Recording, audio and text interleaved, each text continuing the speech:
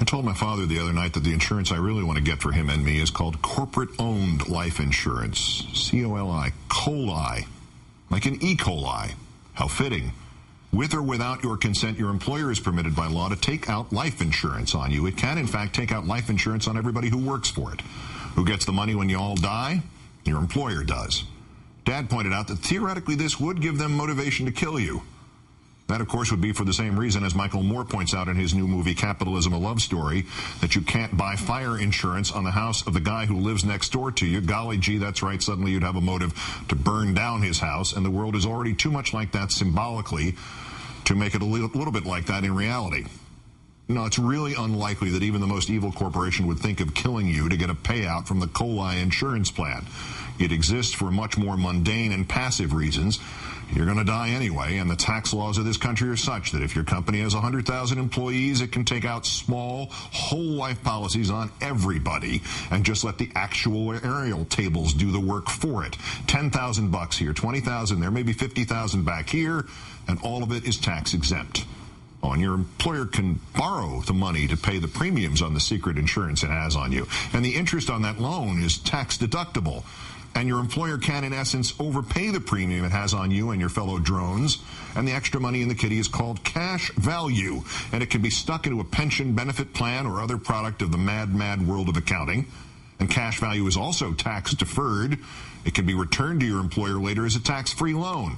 And if your employer goes bankrupt, the cash value in those insurance policies, it's protected by the tax laws from creditors. In short, your employer can get a tax-deductible loan to buy insurance on you that until this past June he didn't even have to tell you about.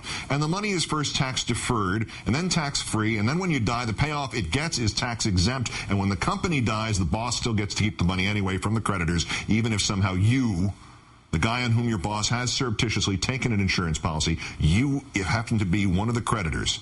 Tough. And even though it's based on insurance on your health and your life, all that tax-free, tax-exempt, tax-deferred money not only does not go to you, it also does not go to the government. And so if we really are ever going to do anything about federally supported health care as an alternative to these private insurers, there's that much less tax money to do it with. And some of the money that isn't going to you and isn't going to the government is going to strengthen the already monolithic insurance companies. And just in case this isn't a sweet enough deal, the government is almost silent about telling that employer of yours what kind of health insurance it must give you. And year after year, the companies get smarter and more audacious about either cutting what your health insurance covers or cutting the number of employees the health insurance covers, or both. And if that still is not sweet enough, there is also something called the National Association of Insurance and Financial Advisors, and it has a political action committee, IFAPAC. And last year, IFAPAC had $1,492,000 worth of campaign money with which to buy politicians. And you'd be amazed how many of them you can buy with even $1,492,000. And these are the same people who are not only influencing the health care debate, spending more than $1 million a day to defeat reform, they are also the same people who, by raising your premiums and cutting your reimbursements, who by manipulating prices at hospitals and doctors' offices for everything from tongue depressors to enemas, who by influencing health care in this country more effectively and more selfishly than a dictator could ever do, these are the people who decide what kind of health care you get, how much you pay for it, and whether or not they'd rather not see you get it. It is your skin, literally. And it is the hands of people, insurance companies, who can still make money by betting against your good health.